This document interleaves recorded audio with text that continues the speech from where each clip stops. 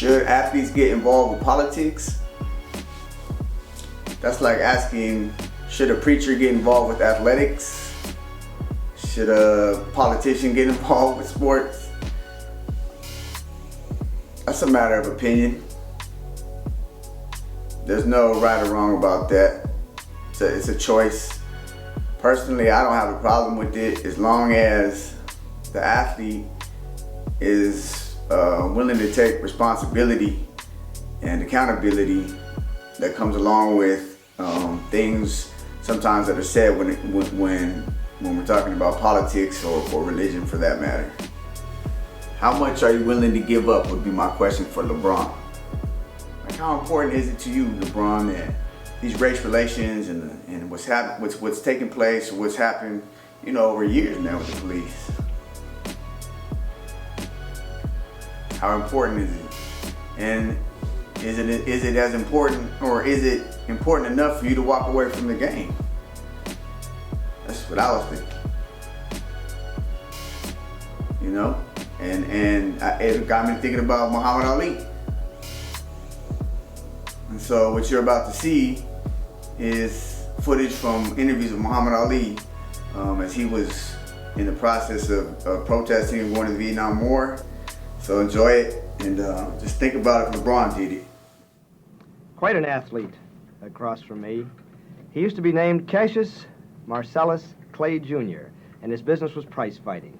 As a fighter, he became, in my opinion, and certainly in his own, the greatest. At the age of 25 now, he calls himself Muhammad Ali, and he's unemployed as a fighter. His title is gone, ripped away by various boxing commissions. He's been sentenced to 5 years in prison for refusing induction to the United States Army. Have you thought about jail, what it might mean? Have you talked about people who've been in jail 5 years?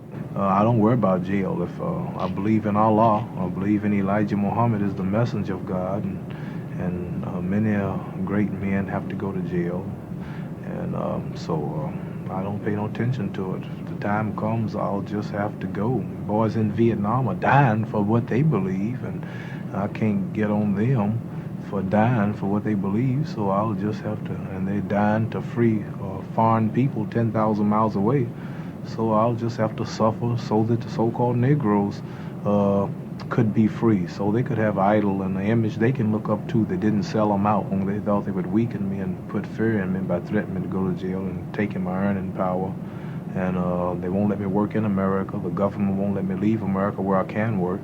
And I'm getting stronger, and this shakes up a lot of people to see that I'm this strong. It also makes other so-called Negroes strong who are facing the same problems, and in this way, I think I can do more for my people. They've never had a big black man that just stood up and identified with the struggle of his people 1,000%. Once they can get them a white girl, a blonde, a brunette, or a $100,000 home, or a show on Broadway, usually every Negro watching this show now will tell you that you can't talk to them. They're too big to be with their own people. They go marry other than their own kind, and I'm so happy and proud to become great in boxing, to become the greatest one that ever lived.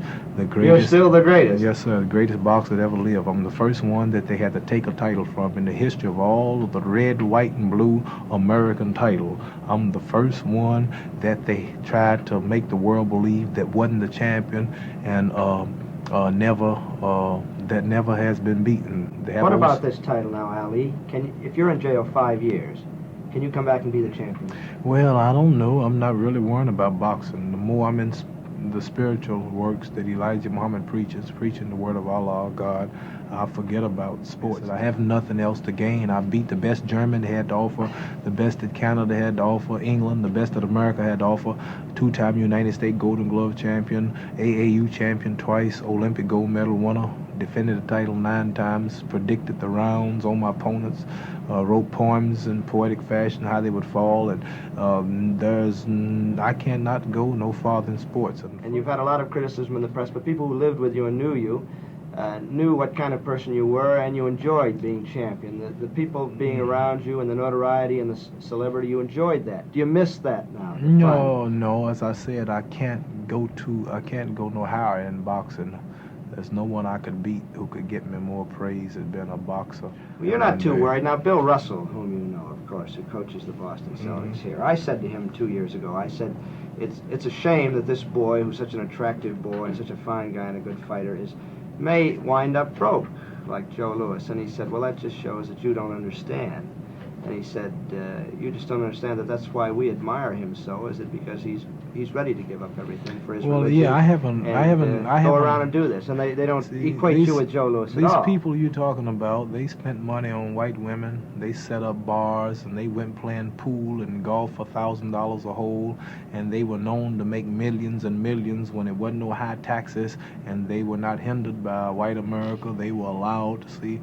The white America has completely closed all the doors on me. I'm not allowed to work in America, out of America. I was stopped right in my prime just when I started making money. So you can't compare me with nobody like Joe Louis or nobody.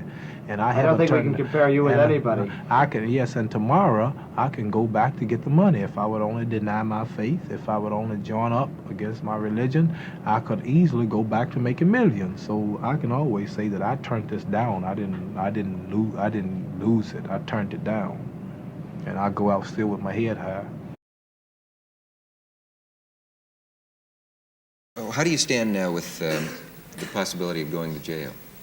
Oh, I don't know. I'm just waiting any day now. Do you think about? Do you think about that though? Do you ever think what you'll do if you? Well, yes, go? you think about it at nights when you're in the bed. You think about, if I went this way, what could have happened if I went this way, and I've figured it all out. Yeah. No people gain freedom until some have to die, some lose their wealth, some give up money.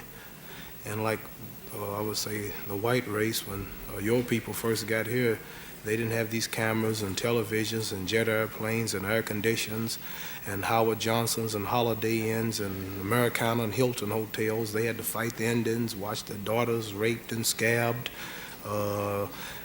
Took 6 months to go from here to Los Angeles. Now you can do it in 3.5 hours, but nevertheless, they kept fighting and cutting down the trees, and they didn't see this, but they made a way for the present whites to rule. And the Japanese in World War II, they had these flights called suicide missions. They knew they would die, but they ran that plane, right? His life meant nothing when it came to the freedom of his daughter, his son, the future of his nation.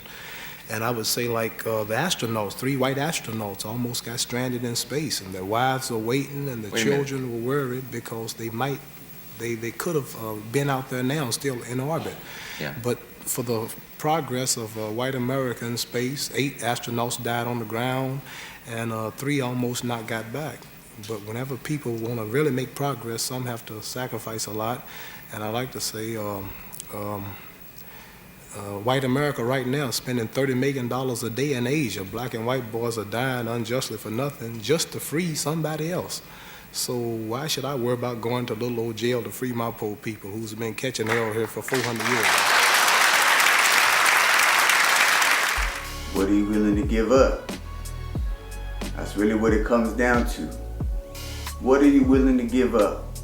And are you willing to give up your career, your fame, your check? You willing to give all that up? I say do it. If it's that serious, walk away from it. Let it go. And I point to not myself, I point to Muhammad Ali as an example of an athlete who, because of his convictions, was willing to walk away from his sports career, which was a lie. He was in the prime of his life, his fighting life. Those 3 years he lost. But it was worth it to him. Is it worth it to LeBron? Is it worth it to any other athlete out there who feels like this? Because the impact that will have will change the game. The question is, are they willing to change the game? Or they just want to speak on it? Which is fine, speak on it. But if you decide to act on it, just know that there are those out there who will support you. There are many of us out there who will tip our hat to you. And by all means, do our best and do our part to promote it and bring special attention to it, because that would change the game. That's a world changer. That's a game changer. Join the LAPD. What? You will have millions across this world supporting you.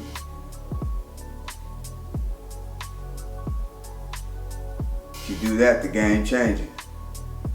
Everything comes to a stop. That's the kind of power you have. Imagine that. If a handful of you say, that's it, let's just walk, let's put this on hold. Step away from it. See what happens. On behalf of justice, peace. Those are things you can't buy. Your money, I don't care how much money y'all got. You can't buy justice. I'll bet you that much. What you could buy is corruption.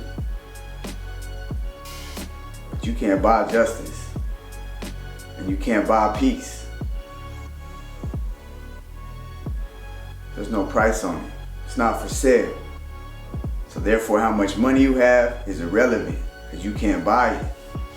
That's something you gotta earn. It's not for sale. Think about it. Pray about it. Show them. Show them how to police. Be an example. Take a year off. 2 years off. Ali did what, 3? Take 3. And come back and win a title. You do that, you'll be the greatest of all time. Mark my words. You do that, you're the GOAT. But you do that, MJ will give you the belt. He'll have to. Come back and get that dub, put another ring on your finger, and go out like that. Wow, mind blowing. Never been done. Set the example.